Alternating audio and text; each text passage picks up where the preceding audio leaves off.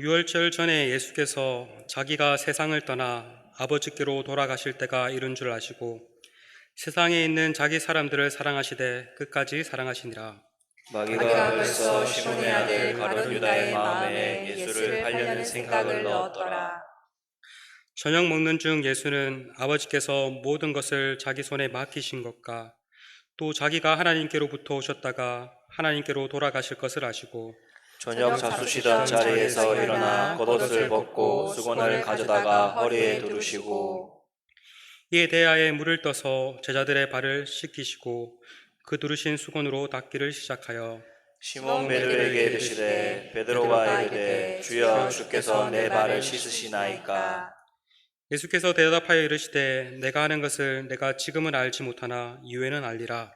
베드로가 이르되 내 발을 절대로 씻지 못하시리라. 예수께서 대답하시되 내가 너를 씻어주지 아니하면 네가 나와 상관이 없느니라.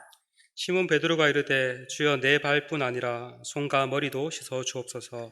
예수께서 이르시되 이미 목욕한 자는 발밖에 씻을 필요가 없느니라. 온몸이 깨끗하니라. 너희가 깨끗하나 다는 아니니라 하시니 이는 자기를 팔 자가 누구인지 아심이라. 그러므로 다는 깨끗하지 아니하다 하시니라.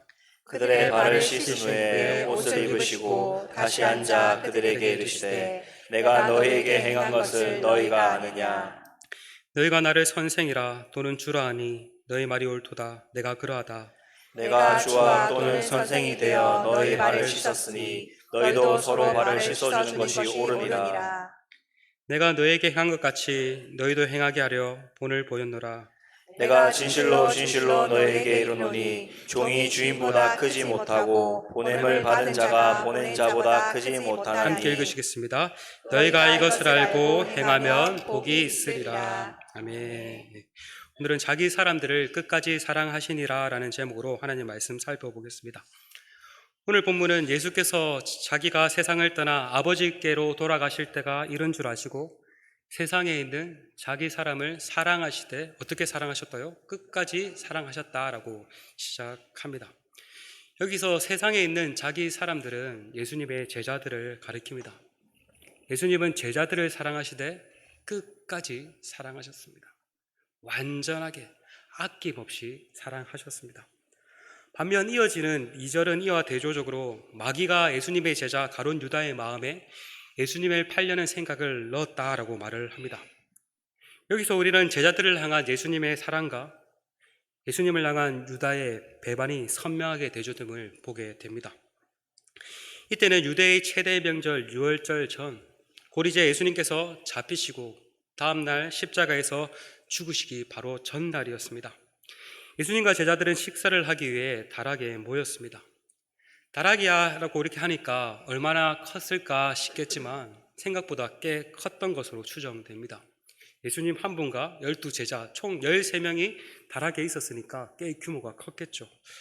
오늘날 우리는 식탁을 중심으로 앉아서 식사를 하지만 예수님 당시는 특별하게 식사를 했습니다. 한번 그림을 보여주시면, PPT에 그림을 보여주시면, 그림이 없습니까? 이 그림을 보여주시면 당시 로마의 문화를 받아서 로마 사람들이 이렇게 식사를 했는데 이렇게 가운데 이게 디귿자 모양의 이렇게 식탁이 있고 옆에는 이렇게 침상이 있습니다. 그래서 사람들은 이렇게 왼손으로 이렇게 침상에 기대어서 이렇게 오른손으로 식사를 했다고 합니다. 이렇게 사람들은 침상의 중앙에 식탁을 향하여 팔꿈치를 받치고 비스듬히 기대어서 식사를 했습니다. 오늘 보면 12절을 보면 예수님께서 제자들의 발을 다 씻기신 후에 옷을 입으시고 앉으셨다라고 말을 하는데 여기서 앉으셨다라는 말이 원어를 보면은 비스듬히 기대셨다라는 말입니다. 이렇게 그림에 보던 것처럼 중앙에 나지막한 식탁에 음식이 차려져 있고 예수님과 제자들은 침상에서 식탁을 향하여 비스듬히 기대어 있었습니다. 그런데 이때 제자들의 마음은 뭔가 찝찝했습니다. 왜냐하면 아무도 발을 씻지 않았기 때문입니다. 당시 팔레스타인 지역은 건조한 기후였고 사람들은 주로 샌들을 신고 다녔습니다. 샌들을 신는 문화에서는 거리를 돌아다니다 보면은 쉽게 발에 먼지가 묻고 오물이 묻기 십상입니다. 그렇기 때문에 발을 씻는 것은 필수였습니다. 보통 집에 손님이 방문하면 집주인은 손님이 발을 씻을 물을 제공하며 손님을 맞이했다고 합니다. 종들이 없는 집은 손님이 스스로 발을 씻어야 했지만, 종들이 있는 집은 그 집안의 종들이 손님의 발을 씻겨 주었다고 합니다. 이것이 당시 손님을 맞이하는 중요한 한대였다고 합니다. 그런데 그 자리에는 발을 씻겨줄 종이 없었습니다. 그렇다고 해서 제자들은 스스로 자신의 발을 씻지도 않았고, 어느 한 명이 선뜻 나서서 다른 사람의 발을 씻기려고도 하지 않았습니다. 누가 먼저 나서나 하면서 서로 눈치 게임만 하고 있었습니다. 제자들의 관심은 오로지 높아지는 데 있었습니다. 예수님이 이스라엘의 왕으로 등극하시면 누가 더 높은 자리를 차지하나, 여기에 모든 관심이 있었습니다. 예수님과 동고동락을 하며 빡세게 3년 동안 제자 훈련을 받았는데, 그들의 사고 방식은 여전히 하나님 나라 가치가 아니라 세상의 가치 방식에 꽉 사로잡혀 있었습니다. 이때 선생이신 예수님께서 자리에 일어나셨습니다. 제자들은 예수님께서 무엇을 하시려 하나라고 아마 물미끄러미 바라보았을 것입니다. 예수님께서 일어나셔서 자신이 입고 있던 겉옷을 내려놓으셨습니다. 일어나셔서 겉옷을 벗으시는 그 예수님의 모습이 여러분 상상이 되어지십니까? 이 요한복음을 기록한 이 사도 요한은 예수님이 일어나셨고 우리말 성경에는 벗으셨다는데 내려놓으셨다는 겁니다. 이 동사를 과거형인데 현재 시제를 사용함으로써 마치 독자로 하여금 눈앞에서 예수님이 일어나 겉옷을 벗으시는 그 장면을 생생하게 현장감 있게 보여주는 것만 같습니다. 일어나 겉옷을 벗으신 예수님은 수건을 가져다가 종들처럼 자기의 허리에 두르셨습니다. 그런 뒤 대야에 물을 부으시고 제자들의 발을 씻기시고 발을 닦아 주셨습니다. 제자들의 침상에 비스듬히 기대어 누워 있었겠죠. 예수님은 제자 한 사람 한 사람을 찾아가서 정성스럽게 발을 씻기셨습니다. 물로 발에 묻은 먼지와 때와 오물을 제거해 주셨을 것입니다. 그리고 허리에 두르신 그 수건으로 상상하건대 발가락 사이사이 꼼꼼하게 우리말로 매매 닦아 주셨을 것입니다. 물로 제자들의 발을 뽀드덕 씻어 주셨을 뿐만 아니라 발가락 사이를 꼼꼼하게 닦아 주셨을 것입니다. 이렇게 한 명 한 명 정성스럽게 반복하여 씻어주고 닦아 주셨을 것입니다. 이러한 제자들은 예수님의 행동에 큰 충격에 빠졌습니다. 멘붕에 빠졌습니다. 하늘 같은 스승님이 자신들의 발을 씻기시다니, 그것도 종들이나 하는 그 일을 행하시다니, 정말 말도 안 되는 일이 그들의 눈앞에 펼쳐진 것입니다. 실제로 유대의 자료들과 그리스와 로마 자료들에서 윗사람이 아랫사람의 발을 씻겼다는 자료는 어디에도 발견되지 않는다고 합니다. 그러니까 제자들에게는 정말 파격적인 일이었죠. 그런데 여러분, 더 파격적인 사실이 무엇인지 아십니까? 오늘 보면 3절을 보면 하나님 아버지께서 모든 것을 예수님의 손에 맡기셨다라고 말을 하는데, 이 말은 예수님이야말로 하늘과 땅의 건세를 가지신 왕이시라는 말입니다. 하늘과 땅의 모든 건세를 가지신 그 왕이 종이 되신 것입니다. 엄청난 낮아지심이죠. 이것은 세상에 볼 수 없는 일입니다. 세상의 가치는 어떻습니까? 세상의 가치는 건세를 가진 자가 건세를 부리고 섬김을 받는 것입니다. 그런데 건세를 가진 자가 그 건세를 가지고 부리지 않고 도리어 섬긴다. 사실 세상에서는 거의 있을 수 없는 일입니다. 그러나 예수님은 그 건세를 가지고 도리어 섬기셨습니다. 섬김을 통해서 예수님을 통해 임한 그 하나님 나라는 건세를 가진 자가 도리어 섬기는 나라임을 보여주신 것입니다. 이것이 바로 세상 어디에도 찾아볼 수 없는 하나님 나라의 질서입니다. 오늘날 우리 사회는 어떻습니까? 많은 사람들이 큰 자가 되기 원하고 높은 자리에 앉기 원합니다. 왜 그렇습니까? 이렇게 높이 올라가야지 더 좋은 섬김, 더 좋은 서비스를 받을 수 있기 때문입니다. 부모님들이 애를 써서 자녀들에게 좋은 교육 환경을 제공하고 좋은 대학교에 보내려고 하는 이유도 무엇입니까? 좋은 대학교에 가야 좋은 직장에 취업할 수 있고, 좋은 직장에 취업해야 사회적으로 높은 자리에 차지할 수 있고, 사회적으로 높은 자리를 차지해야 많은 사람들로부터 좋은 서비스를 받을 수 있다라고 생각하기 때문입니다. 여러분은 자녀들을 다 키우신 분은 다 끝나셨지만 축복합니다. 여러분은 자녀들이 좋은 대학교에 가는 일에 많은 것을 희생하면서 왜 이토록 애쓰고 계십니까? 자녀가 좋은 대학교에 나와서 다른 사람들을 잘 섬기기 위함입니까? 아니면 다른 사람들로부터 잘 섬김을 받도록 하기 위함입니까? 만약 여러분의 자녀들이 명문대를 졸업해서 그냥 학사만 졸업한 것이 아니라 석사도 공부하고 이제 박사까지 다 마쳤어요. 그런데 유수기업에 취업은 하지 않고, 취업의 길로 가지 않고 저기 저 아프리카 오지에 선교사로 헌신하겠다라고 하면은 여러분은 어떻게 반응하시겠습니까? 와, 정말 너 대단하다, 잘했어, 엄마 아빠는 내가 그러한 삶을 살기 위해 지금까지 기도했어, 얘야 인생은 성공이 아니라 섬김이야 라고 이렇게 축복하고 격려해 주시겠습니까? 아니겠죠.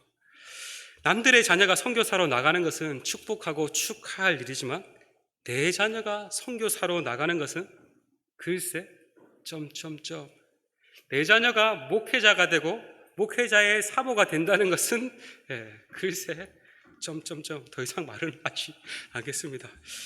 세상의 가치는 건세를 가지려고만 하지 그 건세를 가지고 섬기려 하지 않습니다. 그러나 하나님 나라의 가치는 다릅니다. 건세 있는 자가 섬기는 나라요, 높이 있는 자가 낮은 자를 섬기는 나라입니다. 그런데 사람들은 이러한 세상이 되는 것을 좋겠다라고 기대는 하지만 별로 좋아하지 않는 것 같습니다. 이것을 우리는 베드로의 반응을 통해 살펴볼 수 있습니다. 베드로가 예수님의 발을 이제 딱 그 차례가 되어서 이제 씻기려고 하자 뭐라고 반응합니까? 주님께서 어찌하여 제 발을 씻기려 하시나이까? 라고 반응을 했습니다. 이 예수님께서는 베드로야, 지금 내가 하는 일은 내가 잘 알지 못하지만 이후에 다 알게 될 거야 라고 말씀하시자 베드로는 또 어떻게 말을 합니까? 주님, 제 발은 절대로 씻으실 수 없습니다 라고 반응을 합니다. 이러한 베드로의 반응은 매우 겸손한 반응 같아 보이지만 실상 세상의 가치를 철저하게 따르고 있는 반응이었습니다. 베드로는 마치 이렇게 말을 하는 것과 같습니다. 주님, 지금 뭐 하고 계십니까? 당장 이스라엘의 왕으로 등극하셔서 로마의 압제로부터 우리를 구원하시고 그렇게 우리에게 한 자리를 주셔야죠. 그런데 지금 종처럼 더러운 발을 씻고 계시면 어떡하자는 말씀입니까? 저는 왕이신 주님을 따른 것이지 발 씻기는 종을 따른 것이 아닙니다 라고 말을 한 것과 같습니다. 베드로는 이처럼 예수님의 섬김이 못마땅했던 것입니다. 그런데 이런 베드로의 반응에 예수님께서 뭐라고 말씀하십니까? 8절에 내가 너를 씻어주지 않으면 내가 나와 상관이 없느니라. 우리말 성경 번역에는 상관이라고 번역했는데 정확하게 번역을 하면 이 상관이라는 단어는 둥깃을 뜻합니다. 예수님은 이렇게 말씀하신 것과 같습니다. 내가 내게 씻김을 받지 않으면 너는 하나님 나라에서 너의 몫은 없을 거야. 너는 구원받은 자가 아니야 라고 말씀하신 것입니다. 우리말로 치면은 쉽게 말하면 너는 국물도 없어 라고 말을 한 것과 같습니다. 아니 그래도 모든 것을 다 버리고 지금까지 여태껏 예수님을 따랐는데 예수님과 함께 누릴 하나님 나라의 몫이 없다니 베드로 입장에서는 이 말을 들었을 때 깜짝 놀라고 자빠지지 않았겠습니까? 그러자 베드로는 또 이렇게 말을 합니다. 주님, 제 발뿐만 아니라 제 손과 머리도 온통 다 씻어 주십시오. 베드로 정말 오바쟁이지 않습니까? 주님, 제 발은 절대 씻을 수 없습니다 라고 말할 때는 언제고 이제는 아예 목욕까지 해달라고 이렇게 오바를 하고 있습니다. 그러자 예수님께서는 이렇게 말씀하십니다. 10절에 예수께서 이르시되 이미 목욕한 자는 발밖에 씻을 필요가 없느니라 온몸이 깨끗하니라 너희가 깨끗하나 다는 아니니라 하시니. 10절에 나오는 이 예수님의 말씀을 통해서 우리는 이 예수님의 발 씻김은 단순한 모범적인 행위를 넘어 보다 더 깊은 의미가 있음을 살펴볼 수 있습니다. 영화나 드라마를 보면 큰 사건을 앞두고 그 사건을 암시하는 복선이 나옵니다. 마찬가지로 이 예수님의 발 씻김 사건은 십자가 사랑의 복선이었습니다. 예수님께서 종이 되어 제자들의 발을 씻겨주신 이 사건은 바로 다음 날 십자가에서 예수님께서 고난받는 종이 되어 자신의 보혈로 죄를 단번에 씻기시는 그 사건을 보여주는 예고편이라고 할 수 있습니다. 예수님께서 요한복음 10장 11절에서 나는 선한 목자다. 선한 목자는 양들을 위하여 목숨을 버린다라고 말씀하셨습니다.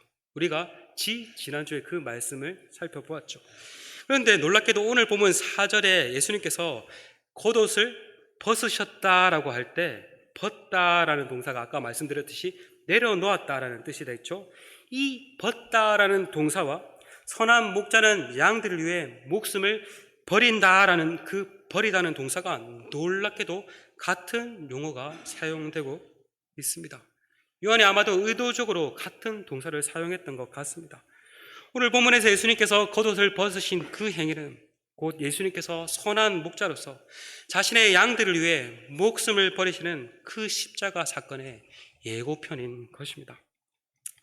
제자들의 발을 씻기 위해 건의의 상징인 옷을 벗으신 그 예수님이 다음 날 인류의 죄를 씻기 위해 자신의 목숨을 내어주실 것입니다.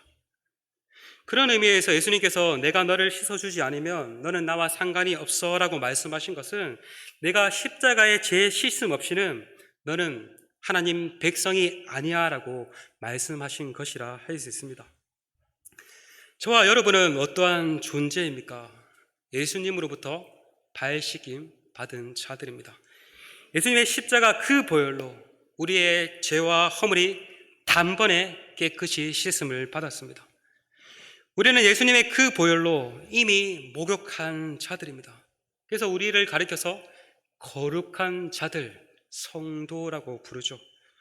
이 땅을 살아가는 성도는 신분적으로 완전한 의인이 되었습니다. 그러나 상태적으로는 아직 불완전하여 여전히 죄의 영향력을 받고 살아가며 실제로 죄를 짓기도 합니다. 점점 거룩해져 가죠. 그러므로 우리는 날마다 죄를 지을 때마다 회개하는 삶을 살아야 합니다. 이미 목욕한 자가 발이 더러워지기 때문에 날마다 발을 씻어야 하듯이 우리는 발을 씻듯 날마다 회개하는 삶을 살아야 합니다. 우리의 모든 죄에 대한 형벌은 이미 예수님께서 단번에 담당하셨습니다. 그러므로 우리는 다시 의롭다함을 얻기 위해서 목욕은 할 필요는 없습니다. 그렇다면 예수님 안에서 이미 거룩하여진 존재, 예수님으로부터 발 씻김을 받은 우리는 어떻게 살아야 할까요?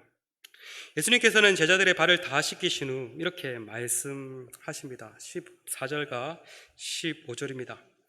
내가 주와 또는 선생이 되어 너희 발을 씻겼으니 너희도 서로 발을 씻어주는 것이 옳으니라.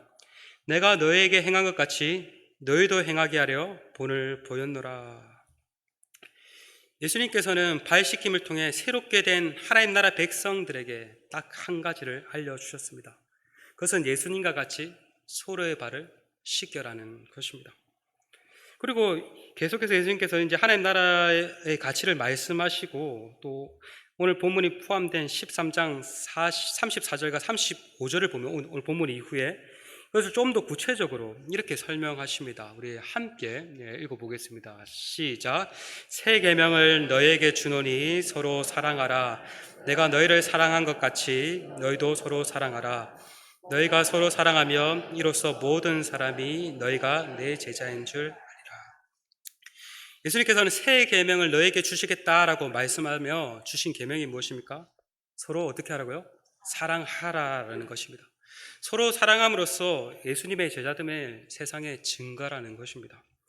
예수님은 발 씻김으로 사랑을 나타내 보이셨습니다. 그리고 제자들에게 너희도 이와 같이 하라. 너희도 이와 같이 발을 씻겨라. 다른 말로 말하면 너희도 이와 같이 사랑하라라고 말씀하신 것입니다. 예수님은 말로만 사랑을 가르치신 것이 아닙니다. 실제로 행동으로 사랑이 어떠한지를 보여주셨습니다. 오늘 본문에서 선생님으로서 낮은 제자들의 발을 씻김을 통해 또 궁극적으로 십자가에서 자신을 완전히 내어주심으로써 사랑을 보여주셨습니다. 삶으로 알려주신 것이죠. 최고의 교육이 아닐 수 없습니다. 여러분, 우리는 예수님으로부터 발 씻김을 받은 자들입니다. 예수님의 그 십자가 보혈로 정결케 된 존재, 하나님 나라의 거룩한 백성들입니다. 그렇다면 우리도 이제 서로의 발을 씻겨야 합니다. 서로 사랑해야 합니다. 요한복음을 적은 이 사도 요한은 요한 1서 3장 16에서 18절에서 이렇게 말을 하고 있습니다. 우리 함께 읽으시겠습니다. 시작. 그가 우리를 위하여 목숨을 버리셨으니 우리가 이로써 사랑을 알고 우리도 형제들을 위하여 목숨을 버리는 것이 마땅하니라. 누가 이 세상의 재물을 가지고 형제의 궁핍함을 보고도 도와줄 마음을 닫으면 하나님의 사랑이 어찌 그 속에 거하겠느냐. 자녀들아, 우리가 말과 혀로만 사랑하지 말고 행함과 진실함으로 하자. 사도 요한은 먼저 이렇게 사랑해라 라고 그냥 막연하게 말을 하지 않고 그 전에 우리를 향한 예수님의 그 사랑을 먼저 16절에서 말을 해줍니다. 여기서도 16절에서도 예수님이 우리를 위하여 목숨을 버리셨다라고 말을 하는데, 이 버리셨다라는 말이 선한 목자는 양들을 위해 목숨을 버렸다, 오늘 본문에서 예수님께서 옷을 벗으셨다 같은 동사입니다. 이처럼 예수님께서는 목숨을 버리심으로써 그 사랑이 어떠한지를 우리에게 알리셨습니다. 그러므로 이제 어떻게 하라라고 말합니까? 형제들아, 우리도 이와 같이 목숨을 버리는 것이 마땅하다. 다른 말로 사랑하는 것이 마땅하다라고 합니다. 그리고 어떻게 사랑하라라고 말을 합니까? 말과 혀로만 사랑하지 않고 행함과 진실함으로 사랑하라고 말을 합니다.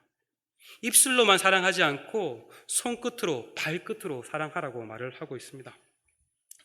여러분, 우리 성도는 사랑이 없는 이 세상에 사랑이 무엇인지 보여줄 수 있는 유일한 존재들입니다.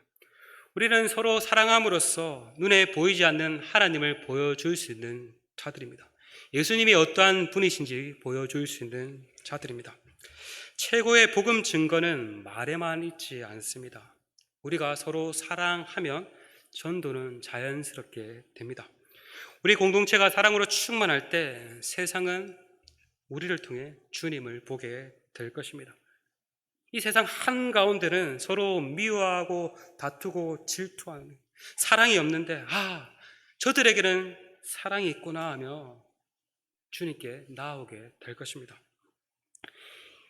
인도의 국부로 불리는 마하트마 간디는 이런 말을 남기는 것으로 알려졌습니다. 잘 들어보십시오. 기독교인들이 정말로 예수님의 가르침을 대로 살았다면 인도는 이미 오래전에 기독교 국가가 되었을 것이다. 간디는 실제로 성경 말씀을 읽었고 특별히 산상순 말씀을 좋아했다고 합니다. 그것이 또 비폭력 운동을 하는데 또 영향을 끼쳤다고 합니다.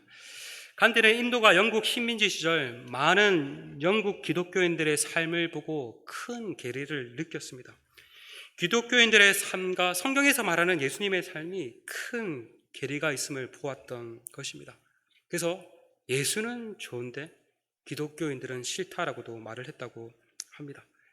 간디의 이 말은 오늘날 우리의 삶이 복음을 가리고 있는 것은 아닌지, 오늘날 우리 그리스도인들의 삶이 그리스도의 영광을 가리고 있는 것은 아닌지 우리 자신을 돌아보게 만드는 것 같습니다. 여러분, 우리는 흔히 사랑을 감정적인 것이라고 생각합니다. 물론 사랑에는 감정적인 요소가 포함되어 있습니다. 그러나 감정만이 전부가 아닙니다. 많은 사람들이 한순간에 첫눈에 뿅 반해서 이제 감정이 이끌려서 사랑을 하고 결혼을 했는데 나중에 얼마나 많이 갈랐습니까? 사랑은 단순한 감정만이 아닙니다. 감정이 포함되지만 그것을 넘어서는 의지적인 결단과 노력과 행동입니다. 예수님께서는 사랑하는 마음이 들 때까지 기다렸다가 사랑하라라고 말씀하지 않았습니다. 사랑하는 마음이 들면은 사랑하라라고 말씀하지 않았습니다. 아마도 우리가 다른 사람을 미워 죽겠는데 그 사람을 사랑하는 마음이 들 때까지 사랑해야지라고 이렇게 한다면은 평생 죽었다 깨어나도 사랑할 수 없을 것입니다. 사랑은 의지적으로 결단하고 노력을 해야 합니다. 그럴 때 감정은 나중에 따라오는 것입니다. 여러분, 예수님께서도 우리가 정말 사랑스러워서 사랑하신 것이 아닙니다. 그저 죄인인 우리를 사랑하시기로 결단하시고 십자가를 지신 것입니다. 이러한 하나님의 사랑을 가리켜 종교개혁자 마틴 루터는 창조적인 사랑이라고 표현을 했습니다. 우리 인간은 사랑받을 만한 가치가 있는 대상을 찾아서 그 가치가 있을 때 사랑을 하죠. 뭐뭐 하기 때문에 사랑입니다. 이쁘니까, 잘생겼으니까, 내 마음에 드니까, 나에게 잘해주니까, 내 새끼니까 그렇게 사랑을 하죠. 그런데 만약 그 조건이 사라지면 사랑도 다 떠나가죠. 그러나 하나님의 사랑은 다릅니다. 사랑받을 만한 가치가 없는 죄인을 향해서 먼저 다가오시고 사랑하심으로써 그 존재를 사랑스러운 존재로 창조하십니다. 사랑을 창조해내는 사랑, 하나님의 사랑이 이런 창조적인 사랑인 것입니다. 여러분, 사랑해야 할 대상을 멀리서 찾지 마십시오. 먼저 우리 공동체 안에서 우리가 서로 사랑을 해야 합니다. 예수님께서도 뭐라고 말씀하셨습니까? 저 멀리 있는 지체들을 사랑하라고 말씀하시기 앞서 너희가 서로 사랑하라. 너희가 서로 사랑하면 모든 사람이 너희가 내 제자인 줄 알리라 라고 말씀하셨습니다. 네덜란드어에서 이웃이라는 단어는 가장 가까운 사람이라는 뜻을 가지고 있다고 합니다. 가까이 있는데 가장 가까운 사람, 최상급을 사용한다고 합니다. 예수님께서 내 이웃을 사랑하라 라고 하셨는데 누가 우리의 이웃일까요? 여러분과 가장 가까이에 있는 사람이 여러분의 이웃입니다. 여러분의 남편, 여러분의 아내, 여러분의 자녀들, 또 이렇게 함께 예배를 드리고 있는 지체들, 다락방 식구들이 여러분의 이웃입니다. 예수님께서 원수를 사랑하라고 하셨죠. 그 왼수, 가까이 있는 왼수들 많이 계시죠. 이게 다 연결이 됩니다. 이렇게 이웃 사랑과 왼수 사랑이 쉽지 않지만, 제가 이렇게 웃으려고 마무리하려고 한 거 아닌데, 아멘이 나왔어요. 주님께 발 씻김을 받으셨습니까? 이제 서로의 발을 씻어 줍시다. 주님께 최고의 섬김을 받으셨습니까? 이제 서로 섬깁시다.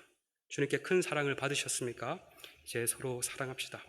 우리 공동체가 사랑으로 충만하여 그 사랑으로 세상에 예수님을 보여줄 수 있는 공동체가 되길 소망합니다. 한 주간도 의지적으로 사랑하겠다고 결단하고 나에게 가장 가까운 지체들을 사랑하고 섬기는 은혜가 있기를 간절히 소망합니다.